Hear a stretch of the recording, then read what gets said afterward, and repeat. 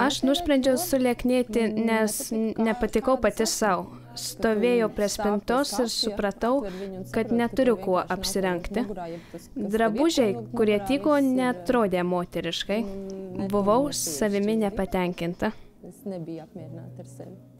Aš auginu 2 mažus vaikus, taigi ilgą laiką buvau arba nėščia, arba po gimdymo. Kitaip tariant, ilgą laiką buvau nekokios formos.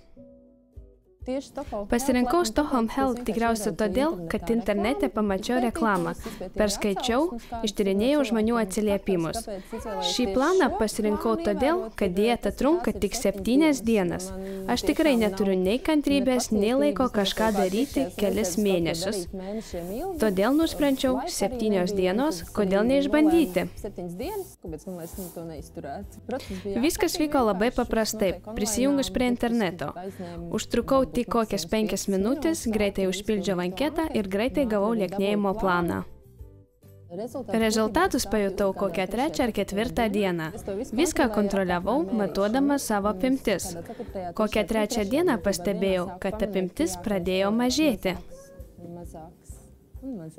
Aš plano laikiausi 2 kartus. Po pirmojo karto padariau 3 savaičių pertrauką. Tada vėl pakartojau.